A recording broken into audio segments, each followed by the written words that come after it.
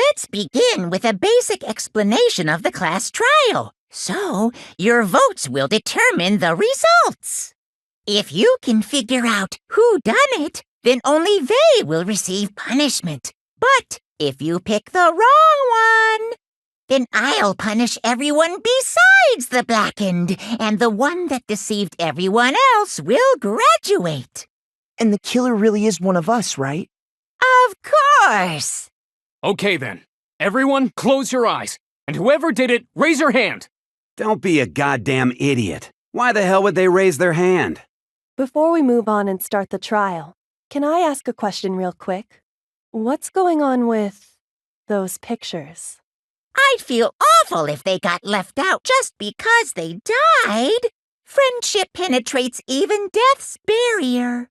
Friendship penetrates? Okay, but what about that other empty seat? There were only 15 of us to begin with, so why are there 16 seats? Oh, no reason. It's just that our little courtroom here can technically fit up to 16 people. Okay, that about does it for the preamble. Get ready to get started. First up is the case summary. Now, let the class trial begin. I assert that the one who was murdered was Miss Sayaka Maizono. Yeah, we know that part already. And the murder took place in Makoto's room. In the bathroom. So it seems most likely that the killer must have taken her by surprise while she was in the bathroom. She didn't even have a chance to resist. No, that's wrong. Just a second, Chihiro. Try to remember how my room looked. With the way things had been damaged, I think we can definitely assume there was a struggle. A struggle? Between who and who? Between Sayaka and the killer, of course. So you're saying Sayaka wasn't caught by surprise in the bathroom? She must have been attacked in the main room first. Then she ran to the bathroom to try and hide. The killer followed her in, and that's where they finished the job. That much should have been obvious after taking one look at the scene. It shouldn't even need explaining. Sorry. Okay, so what's next? Next is the subject of the murder weapon. Wow, this is starting to sound like a real trial. So what was used to kill her? There was some kind of sharp object thrust into her stomach. Without a doubt, that is the murder weapon. So the killer used some random knife they had on him. How could anyone do something like that? That son of a bitch! No, that's wrong. No, I do think it was a knife, but not just any knife. I'm almost positive it was a kitchen knife. Huh? A kitchen knife? After the murder, we discovered that one of the knives from the kitchen was missing. Which means that knife must be the murder weapon. Oh, yeah.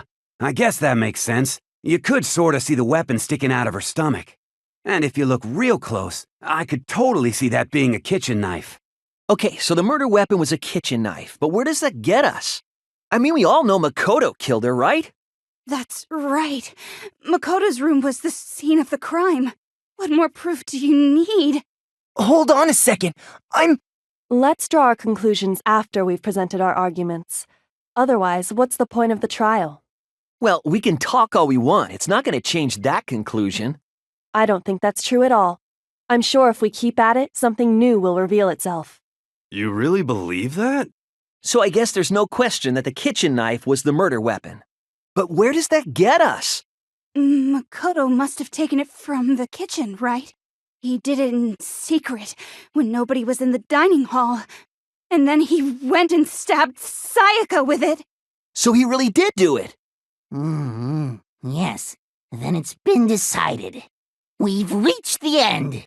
No, that's wrong. Okay, wait, hold on. I didn't take the knife from the kitchen. Next you're gonna say you're not the killer, right? Go ahead and say it all you want. Well, what if I have a witness?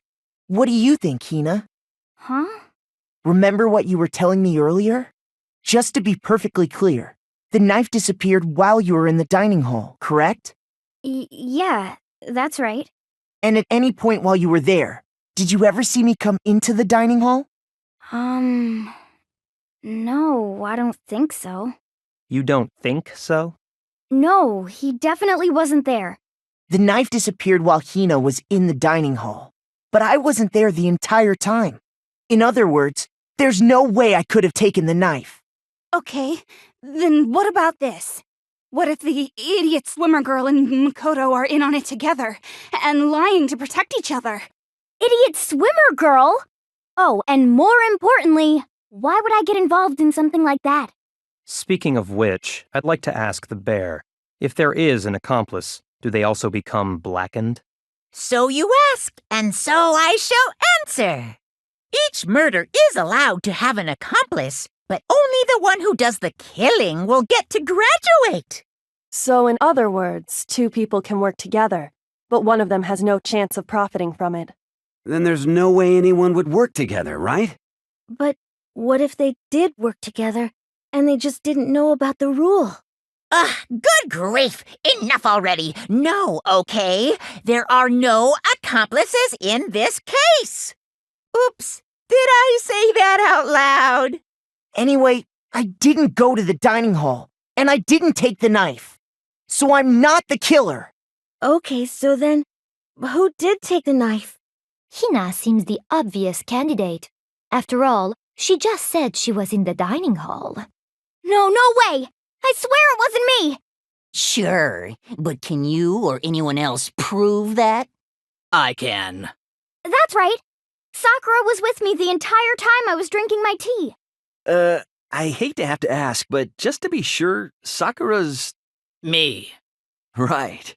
But then, couldn't either one of them have grabbed the knife? Actually, no. Because, well... Just spit it out already. I stayed in Hina's room last night. I got so scared thanks to those creepy videos. I wasn't really thinking, I just asked her to stay over. Which means we have airtight alibis. You stayed over? Doesn't that violate one of the school regulations? We're not allowed to sleep anywhere but the dorms, but it doesn't say we have to stay in our assigned room. So, I don't think that's a problem. It is a problem! A boy and a girl spending the night together? It's unwholesome! But I'm a girl. What? You are? Oh my gosh, I'm so sorry! But if it wasn't either of you, then what other possibility is there? Actually, there is one other possibility. Right, Hina? Oh, yeah, that's true! One other person did come to the dining hall while we were there. Why didn't you say so in the first place? Well, because they're not here anymore. Sayaka, she's the one who came to the dining hall. And then later, she wound up dead. I got it! Then, Sayaka is the one who took the knife? That's the only possibility. And thinking back on it, she was acting kind of unusual. When she came into the dining hall, she didn't even look at us. She just went straight to the kitchen. As she left, she said she just wanted a drink of water. But most likely... Then the person who took the knife was the victim herself. I'm sure she just took it for self-defense. So you're saying the knife she took was then taken from her and she was killed with it? In that case, you may not have taken the knife, but you still could have killed her. What? See? He did do it after all! No! You're wrong! So, that's how you would twist the argument and send us all off in the wrong direction? You possess a most terrifying talent. Hold on. It's still too early to decide conclusively that Makoto is the killer, wouldn't you say? Because you see, if the room did belong to the killer, then they did something most bewildering. And until we unravel that little mystery, you simply can't declare that he's the killer. Bewildering? What the hell are you talking about? Something was missing from the scene of the crime that by all rights should have been there. You know what I'm talking about, don't you? Now I understand! That's right! There wasn't a single hair on the floor! So, the culprit removed some evidence? Yes, and if I were the culprit, why would I need to get rid of all the hair in my own room? It wouldn't be unusual at all to find my hair at the crime scene if the crime scene is in my room. The reason all the hair was gone was to remove any trace that Sayaka had ever been there. That makes sense, does it not? No. If that were the case, they would have had to do something about the body itself, not just her hair. Ha ha ha! Yes, very true, very true! Okay, then why wasn't there any hair on the ground? The killer got rid of it all, of course, to remove any trace that they had ever been there. Wait, then that means... Precisely. It's simply beyond reason to believe that the room's owner and the killer are one and the same. Then Makoto isn't the culprit? But are you sure we can decide something so important based solely on the absence of some hair? No. There are other reasons that prove why Makoto couldn't have done it. I would like to hear these reasons. Do you remember anything remarkable about the bathroom at the scene? Sayaka was attacked in the main room first, then fled into the bathroom, right? Yeah, then they ran after her, got into the bathroom, and stabbed her. And how did the killer get into the bathroom? Did they have any trouble with it? What do you mean? It's fairly certain that the killer had some trouble getting into the bathroom. There was clear evidence left behind. Do you remember, Makoto? I got it! Evidence that the killer had trouble getting into the bathroom. You're talking about the doorknob, right? Huh? The doorknob? What doorknob? The doorknob for my bathroom. It was completely broken. See how the top part was unscrewed? And the doorknob's about ready to fall off? Oh yeah, true. But what does it mean? In trying to bypass the lock, they ended up nearly removing the entire doorknob. This is another most bewildering act for the room's owner. It proves Makoto is beyond suspicion. So what, you're saying he wouldn't break the door in his own room? But if the only choice you have is to break it, you break it. There's nothing bewildering about it. You still don't see? Okay then. Let's take another look at how the incident unfolded. Hopefully that will help you understand. The incident took place in Makoto's room. Sayaka was first attacked in the main room. She then fled into the bathroom. Then the killer ran after her, and they got into the bathroom. At that point, the killer had to try and bust down the door, because Sayaka had locked it. And finally, the culprit had Sayaka cornered. And to finish the job, they stabbed her with the kitchen knife. It was you, wasn't it, Makoto? Admit it! We already know the answer. No, that's wrong. The reason my bathroom didn't open wasn't because it was locked. After all, the girls' rooms are the only ones with locking bathrooms, right? Yes. Yes, now that you mention it, that is true. Then why didn't your bathroom door open? Because it was stuck. Huh? What are you talking about? My bathroom door doesn't fit in the frame quite right. Monokuma over there can testify to that. Yup, true as true can be. But you know, you're supposed to be the ultimate lucky student, right? But to have such a cruddy door. That's not lucky at all. So the reason the door didn't open was just because it was stuck. But the killer didn't know that and assumed it was locked, so they tore apart the doorknob to get in. Okay, but then why would the killer even think the door was locked in the first place? Everyone should have known you can't lock any of the boys' bathrooms. The killer could easily make that mistake, thanks to one important detail about the scene of the crime. I got it!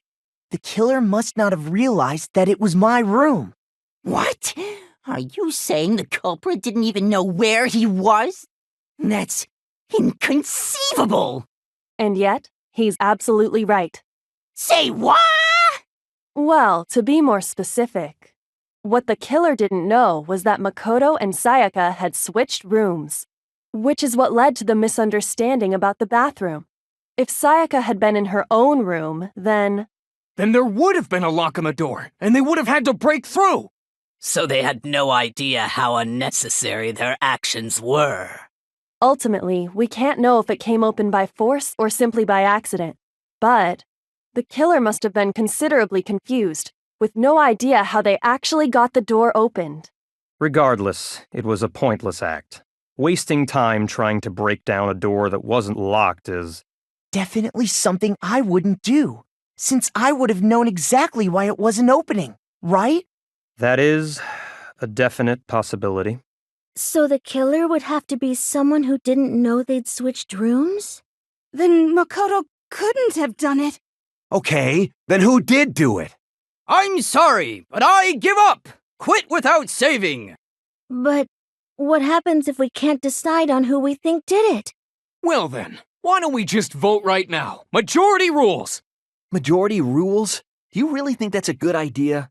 Yeah, our necks are on the line here. Someone seriously needs to do something. For serious. Does no one have any other thoughts or questions? It does not matter how trivial they may seem.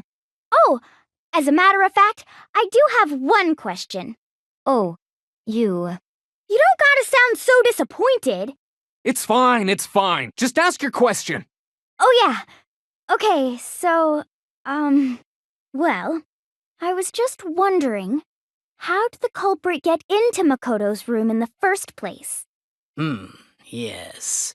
How did the killer get inside? Maybe Sayaka just dropped the key somewhere and the culprit picked it up. That's possible, right? I don't think so. That seems way too convenient. Then maybe someone picked the lock? Negative! If you remember, Monokuma made it quite clear that the locks are all unpickable. Fine. How about this? The killer got in the easy way. They could have knocked and said they wanted to talk or something, and Miss Maizono just let him in. No, that can't be it either. Oh, trying to argue against me? Sounds like someone doesn't know his place. Hello? Why exactly can't that be it? I got it! Because Sayaka was already scared, remember? That's why she asked me to switch rooms in the first place. Knowing what she'd been through, I just can't believe she would have opened the door for anyone. What if her being scared was a lie? Huh? What the hell is that supposed to mean? Why would she lie about something like that? I know you don't want to consider it, but look at this and tell me. Can you still deny the possibility? I found a notepad during my search, and I shaded in the top sheet with a pencil. And these are the words that appeared.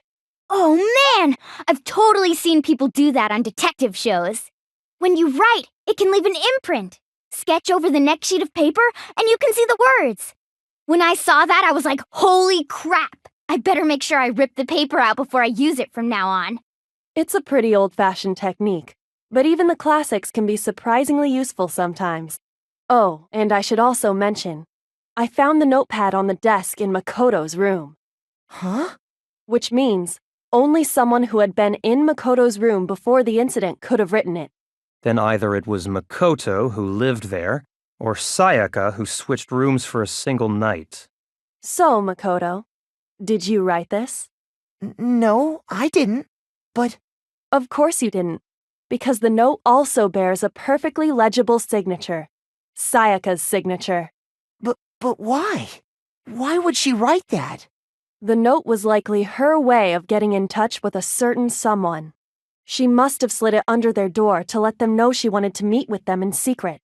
If you got an invitation like that from the ultimate pop sensation, what young man could resist? Of course, I'm only into 2D, so it wouldn't have any effect on me. But can we be sure anyone even got this note? And honestly, even if they did, I do not think they are at all involved in what happened. Huh? What makes you say that? Would you like to hear what I have to say? Very well then. Pay attention. Sayaka and Makoto switched rooms, correct? But in the note, the place they were asked to come to, it specifically says, my room. I see. So if someone read that note, then they would have gone to Sayaka's room. Exactly. The room that Makoto was staying in. So in other words, even if someone did read the note and did what it said, they would not have any connection to what happened. It certainly would seem that way. No, that's wrong. The nameplates on Mai and Sayaka's rooms got switched. They got switched? That's right. The nameplates got switched, just like the rooms themselves. As a result, the nameplate on Sayaka's room actually had Makoto's name. And the nameplate on Makoto's room had Sayaka's. So what you're saying is the room Sayaka was staying in was actually marked as her room. Then, if someone did do what the note said, they would end up at Makoto's room where Sayaka was. Plus, their rooms are right next to each other, so switching the nameplates would be no problem. And the one who switched the names was... Well, of course it wasn't you, right, Makoto? Right? Okay, then who did it? I got it! Me and Sayaka were the only ones who ever knew about us switching rooms. So the only other person besides me who would even know to switch the nameplates was Sayaka. You can also infer as much from her note. She specifically tells the reader to check the nameplate. She would only have written that if she knew the nameplates had been switched. But why would she switch them in the first place?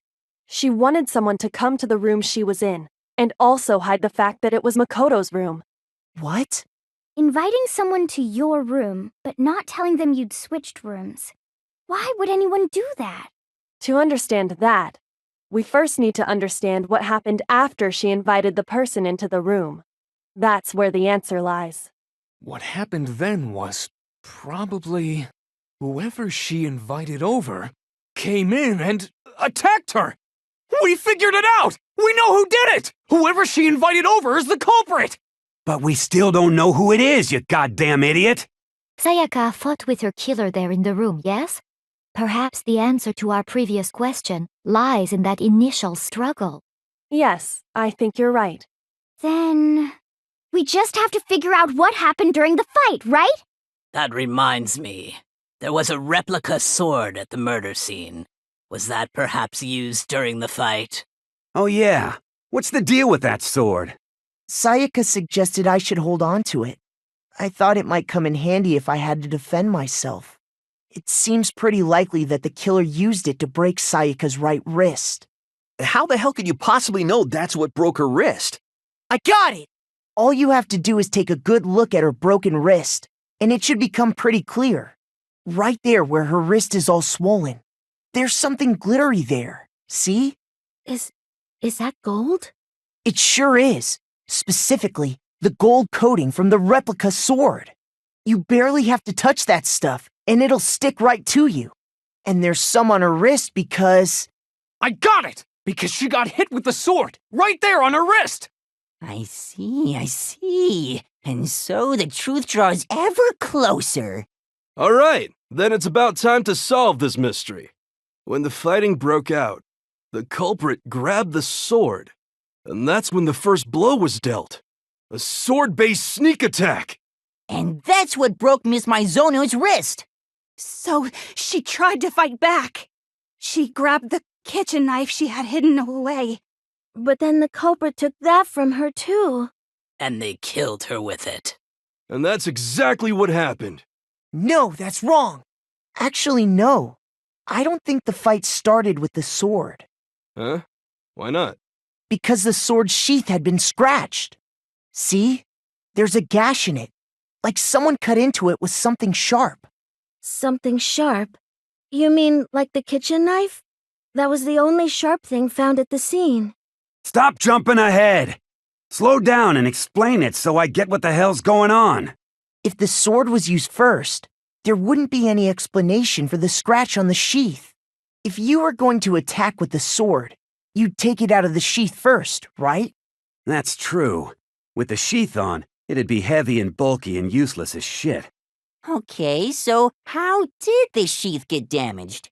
If they got attacked with the kitchen knife, maybe they grabbed the sword as a defensive impulse. In that situation, there wouldn't be any time to actually unsheath the sword. So you're saying the sword was initially used to defend against an attack from the knife? Which means whoever had the kitchen knife was the one who attacked first. I think I get it! So here's how it all played out. The culprit came in, found the kitchen knife hidden there somewhere. Then they took the knife and attacked Sayaka before she knew what was happening. So she grabbed the sword to defend herself, but then the culprit took that from her too. Then, after they broke her wrist with the sword, they took the knife and finished it. Sorry, but I don't think Sayaka used the sword to defend herself. What? How the hell can you not think that? Because she never held the sword at all. There's a certain part of her body that makes this clear. I got it! You're talking about her palms, right? The palms of her hands were perfectly clean, so I don't think she ever picked up the sword. How can you know that just by looking at her palms? Like I said before, the gold coating on that sword comes right off. All you have to do is touch it.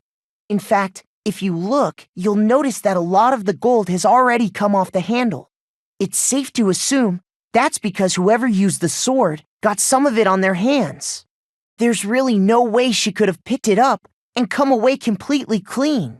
Maybe she washed her hands after she escaped into the bathroom. Sorry, but I don't think so. Why do you say that? Is it because you think I'm ugly? No, that's not it at all. I got it! According to the Monokuma file, Sayaka's time of death was around 1:30 a.m. In other words, at nighttime. And the water in the bathroom shuts off at nighttime, right?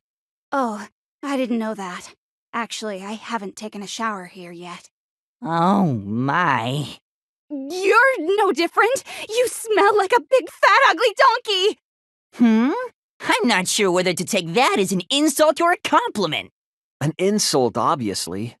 So anyway, if Sayaka never touched the sword, then that means the killer is the only one who used the sword. But hold on. If that's right, then the one who damaged the sheath with the kitchen knife was... I got it! Sayaka?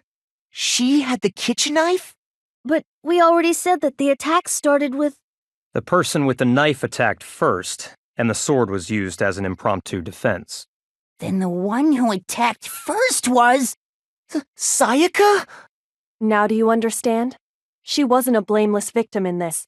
No, far from it. It's almost as if she'd been planning to commit a murder of her own. She took the knife from the kitchen, then invited the culprit to the room she was staying in. And if it's true that she had the kitchen knife and attacked without provocation... Indeed, these are all the actions of an assailant. Which brings up another point. Makoto, Sayaka was the one who suggested you two switch rooms, correct? Maybe the reason she wanted to switch rooms was so that she could pin the crime on you. That is a possibility, is it not? Sayaka wanted to... on me? That would also explain why she would switch the nameplates. She wanted to get whoever she had targeted to come to Makoto's room where she was staying.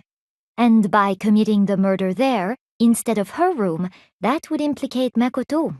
But for that to work, the target had to be lured out while still keeping the room swap a secret. If the target knew she had switched rooms, they would have become suspicious right away. So all that's why she switched the names? But doesn't that plan seem a little risky? For one thing, even if her plan worked, Mr. Naegi would just tell everyone they'd switched rooms. I don't know.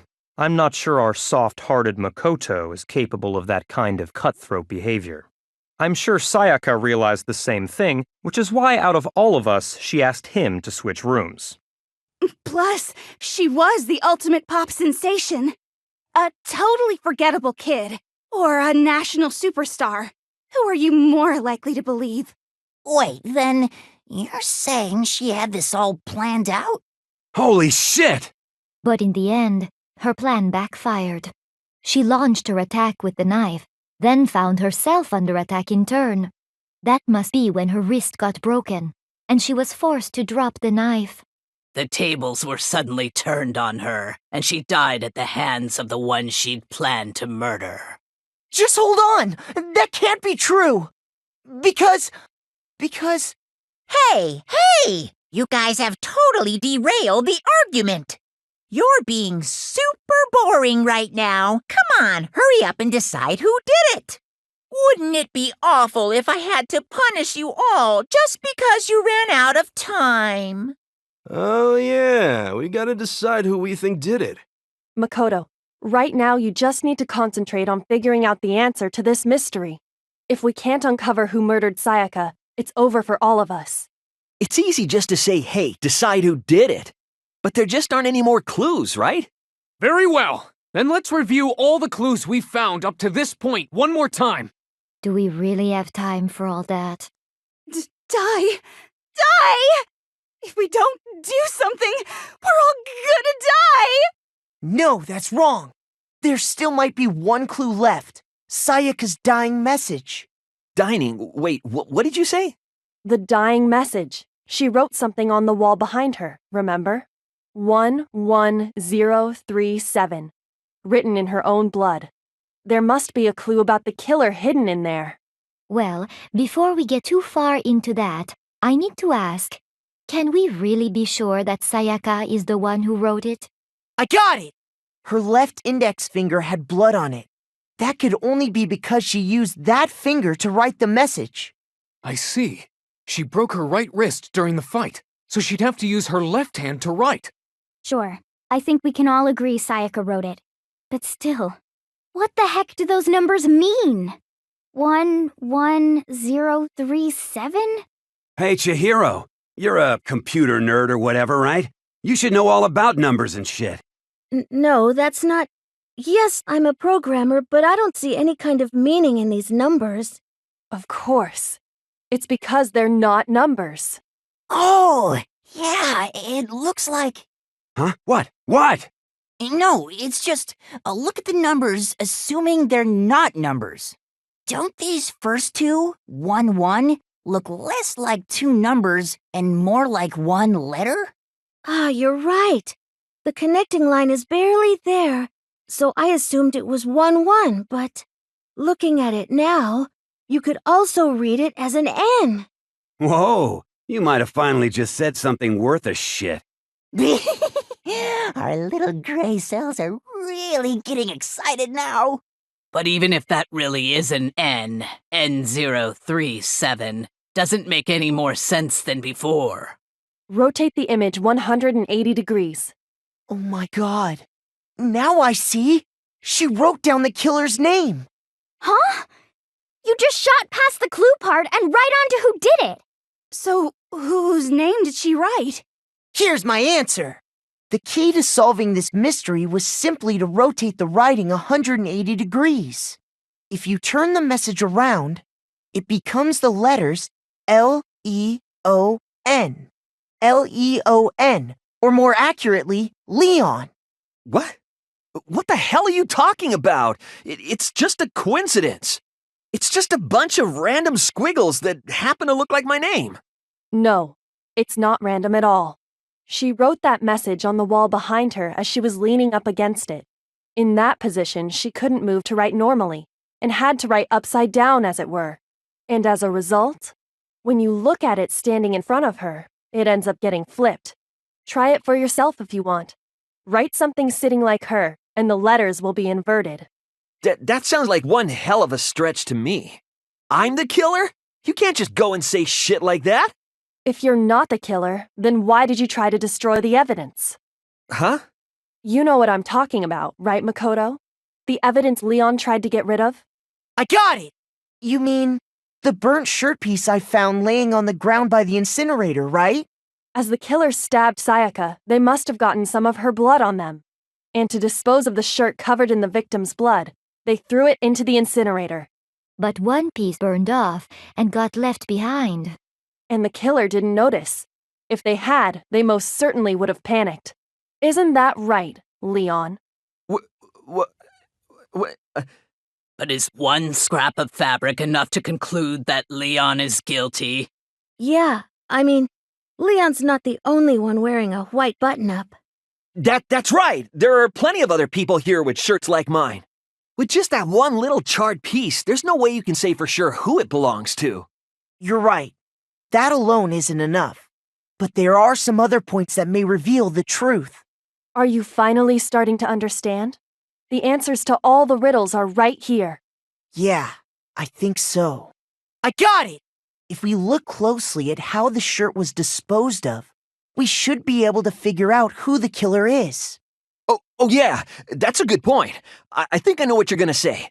You can't reach the incinerator without opening the gate in front of the trash room, right? And obviously, you wouldn't be able to hit the switch to turn it on either. You need the key to get in, and the one with the key was the person on cleaning duty. So the killer had to be whoever was in charge of taking care of the trash, right? Interesting. The key to the trash room. Whoever was on cleaning duty must have had it, right? So the only one who could get to the incinerator was the person in charge of the trash? And you'd have to get close to the incinerator in order to destroy the evidence. Which means the only possible suspect is whoever had the trash room key. Okay, so the person who would have had the trash room key was... Huh? Me? No! No, that's wrong. Hold on. I think I know how someone could dispose of the evidence without using the trash room key.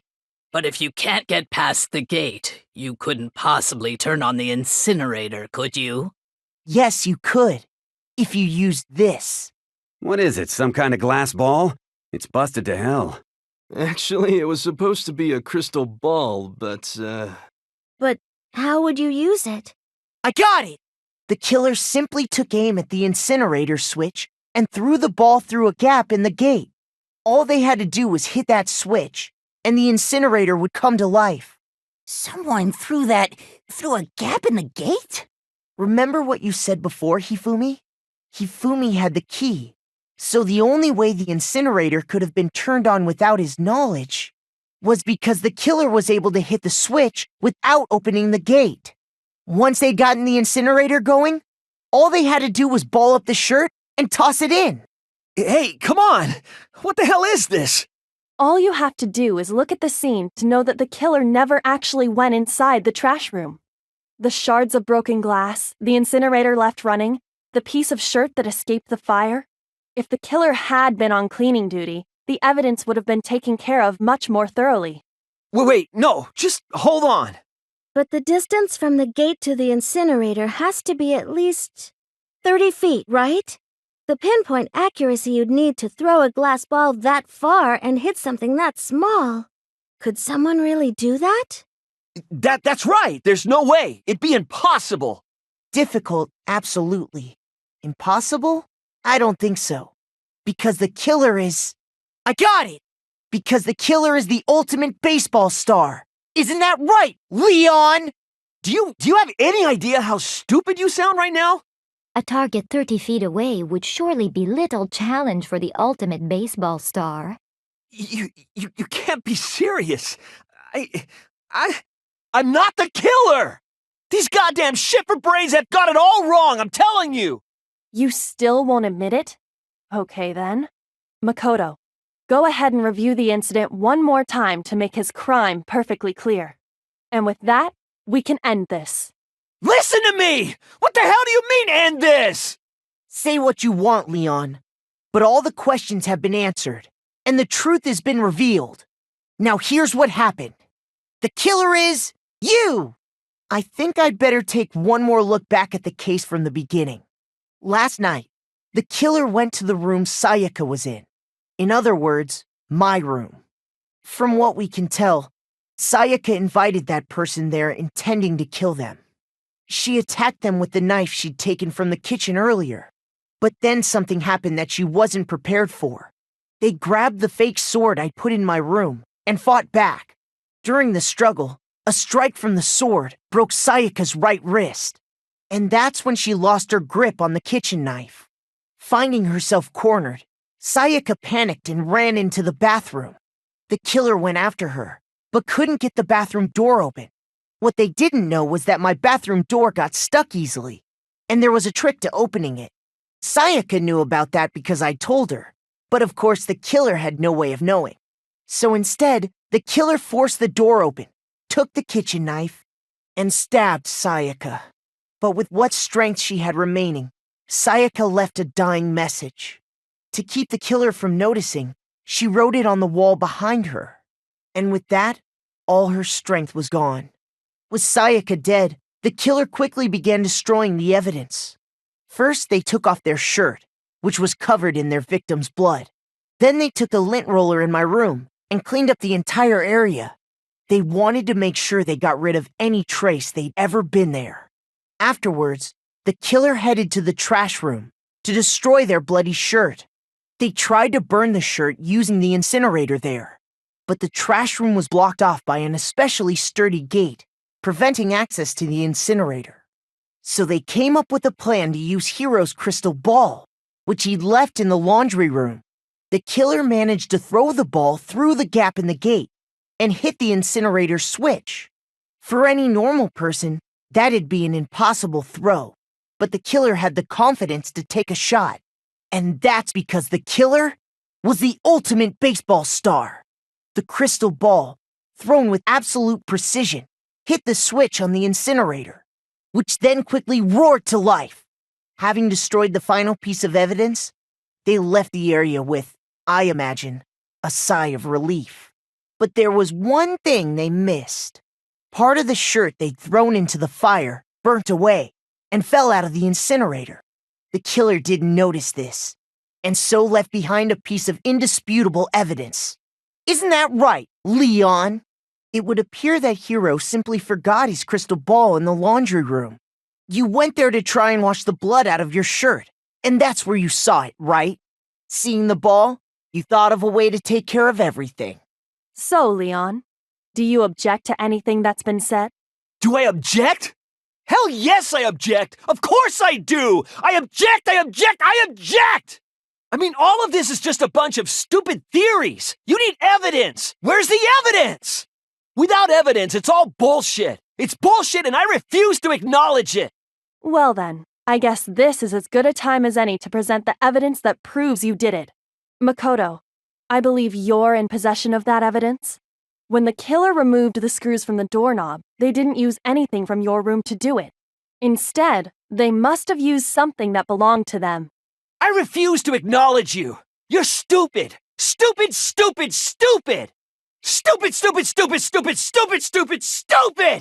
You kidding me? Not a chance. It wasn't me. Stupid. You lie. Stop talking. Shut up. Where's your proof? This should prove it. The screws on the bathroom doorknob were removed.